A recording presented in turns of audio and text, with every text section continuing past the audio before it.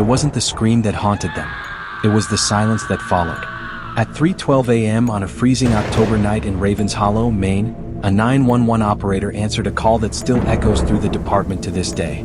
On the other end, a woman's voice trembled, broken, desperate, whispering the same phrase over and over again. "He found me." 7 minutes later, the line went dead. When police arrived, they found her car idling beside an abandoned farmhouse, headlights cutting through the fog. The driver's door was open. Her phone lay on the ground, still recording. But the woman herself, gone without a trace. Welcome to True Crime World TV. Before we go deeper, hit subscribe because what you're about to hear isn't just another murder mystery. It's a haunting, one written in blood, buried in history, and still unsolved. Her name was Clara Hensley, 31, a crime podcaster known for chasing the stories others were too afraid to tell. Her last investigation? The Ravens Hollow Massacre, a forgotten case from 1979 when an entire family vanished from that same farmhouse. No bodies were ever found. Just one thing was left behind, a note carved into the dining table. Sins must return home. Clara wasn't looking for ghosts. She was looking for proof. She told her producer she'd found something big, a hidden file that could end a legacy of lies. That was the night she disappeared. Inside her car, police found her laptop still running a half-finished script titled, America's Most Haunting Unsolved Murder. Detectives combed the farmhouse from attic to cellar. No signs of a struggle. No blood. No forced entry. But in the basement, carved into the concrete wall, was a single word. Confess. The etching was fresh. And fingerprints on the wall matched a man who shouldn't have been anywhere near the scene. Reverend Jonah Voss, the local pastor whose family owned that same property back in 1979. When questioned, Voss was calm. Too calm. He claimed he'd been asleep at home and had nothing to do with Clara's disappearance. But when detectives obtained a warrant for his church, they found something buried beneath the floorboards. A small metal box sealed with wax. Inside, a stack of black and white photos. Each showed a woman sitting in a wooden chair, her face obscured by a blindfold. And in the corner of every picture, the same inscription, RH 1979, the initials of the massacre. At this point, police began to fear the unthinkable, that Clara hadn't just vanished. She had found what she was looking for. Halfway through the investigation, the FBI recovered the last recording from her phone. A whisper barely audible over her own breathing. "It's not ghosts, it's them." And then footsteps, a door creaking open, followed by a male voice saying, "You shouldn't have come back, Clara." If this story already has your heart racing, hit subscribe to True Crime World TV, because the next part will change everything you think you know about evil, legacy, and faith. Detective Elise Navarro took over the case, and what she found sent shockwaves through Ravens Hollow. In the archives of St. Luke's Church, she uncovered a decades-old registry of atonement sessions, private meetings hosted by Reverend Voss's late father. Each entry listed a date, a confession, and an offering. But every few pages, a strange symbol appeared, a cross with an eye carved through its center. According to local legend, that symbol belonged to a secret group within the church, the Order of the Returned. Its purpose? To cleanse the sins of the bloodline through sacrifice. And Clara had uncovered proof it still existed. Her digital files, restored from the cloud, contained a voice memo recorded just hours before she vanished. She whispered, "It wasn't just one murder. It was a ritual, and the same families are still part of it." When confronted again, Reverend Voss broke down. He confessed his father had led the order decades earlier, a cult hiding behind the church's name. But then he said something even darker. Clara wasn't there first. She was there last. Police searched the woods behind the church. Buried beneath an old oak tree, they found a locked metal trunk. Inside, a rusted recorder, 3 wax-sealed letters, and strands of Clara's hair. The recording was damaged, but the final words were clear. "They made me say it. They made me confess." One of the wax-sealed letters was addressed to Jonah Voss, in his own father's handwriting. Read, "The next offering will know the truth. When she finds the well, she will free us all." That's when investigators realized Clara had mentioned the well in her final email. She was following a clue. And that clue led straight back to the original Ravens Hollow farmhouse. When they drained the old stone well, expecting to find remains, what they discovered froze the entire crime scene team. At the bottom was a wooden crate, sealed, preserved by years of groundwater. Inside were dozens of photographs, each depicting a different woman. each face marked with the same symbol carved over the eyes. All of them dated decades apart. But the final photo, the most recent one, stopped Detective Navarro cold. It was taken only days before Clara vanished. And this time, the woman wasn't blindfolded. She was staring straight into the camera, her face bruised, tear-streaked, and her lips were forming one word: run. The timestamp on the back of the photo read October 14, 3:12 a.m. The exact minute Clara's 911 call went silent. The case remains unsolved. The church was burned down months later under mysterious circumstances, and no trace of Clara Hensley or her body has ever been found. But just last year, a delivery arrived at Detective Navarro's office with no return address. Inside was a flash drive. Its single file was titled Confession Under. When she opened it, a familiar voice began to play, weak, trembling. If this reaches you, it's still not over. Then static. And faintly in the background, the sound of a woman screaming. Subscribe to True Crime World TV, because in Ravens Hollow, Maine, some stories don't end when the victims die.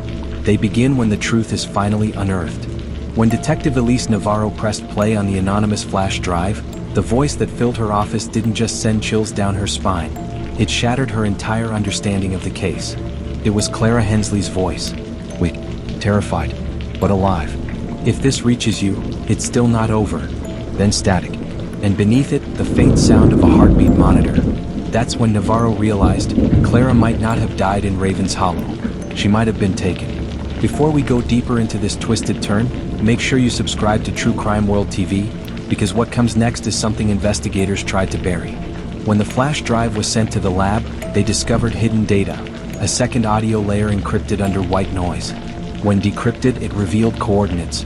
Those coordinates pointed to a military medical facility that shut down in 1982, just 5 miles outside Ravens Hollow.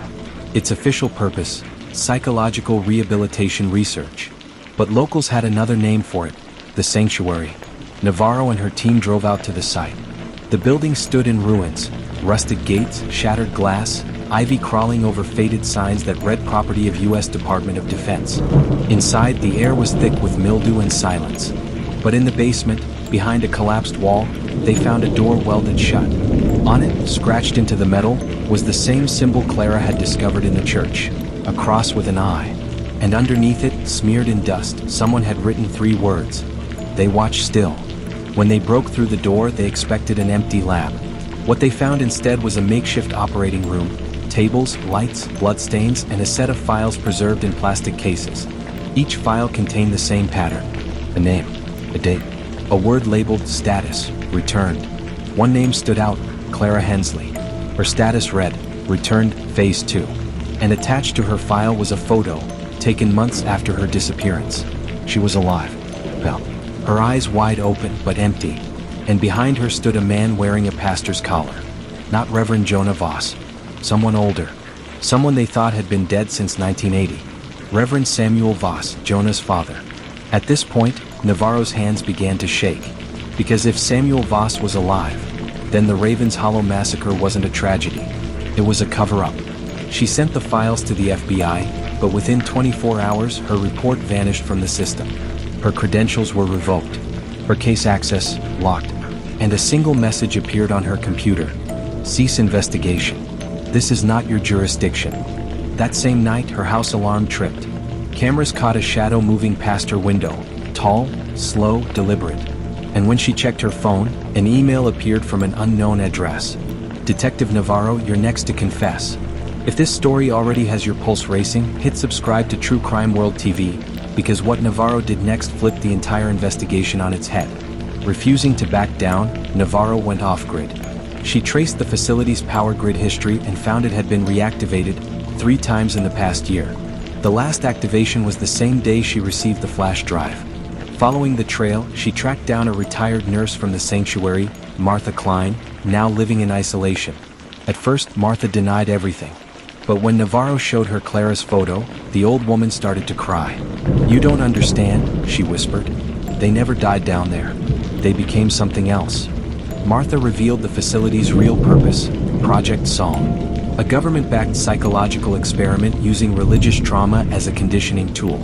The Order of the Returned wasn't just a cult. It was a front, a behavioral experiment gone horribly wrong.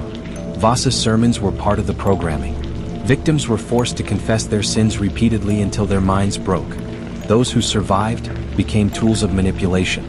And Clara, the podcaster who'd been investigating it, had triggered the project's revival.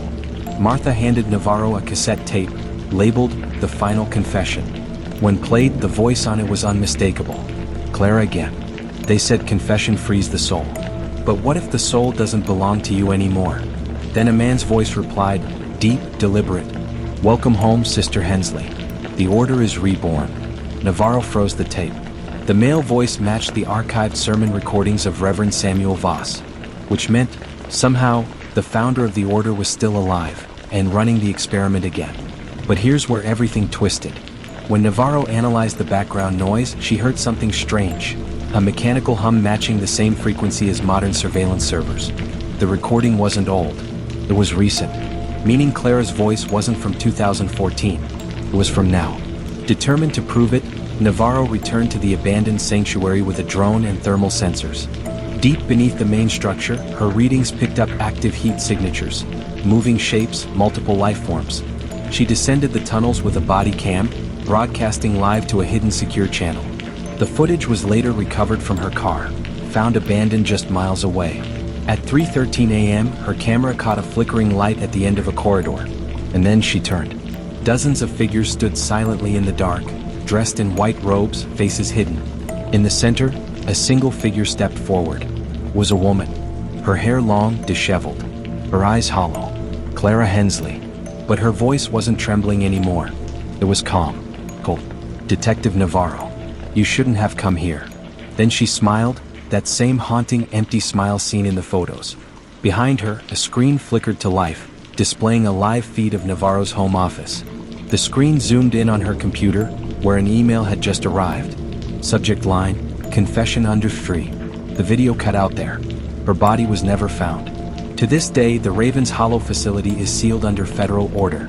No agency has claimed ownership, and every attempt to investigate Project Psalm is immediately classified. But last month, a USB drive arrived at a local news station in Portland. It contained new audio, the same mechanical hum, and a single voice whispering. The next offering has already been chosen. The timestamp? Yesterday.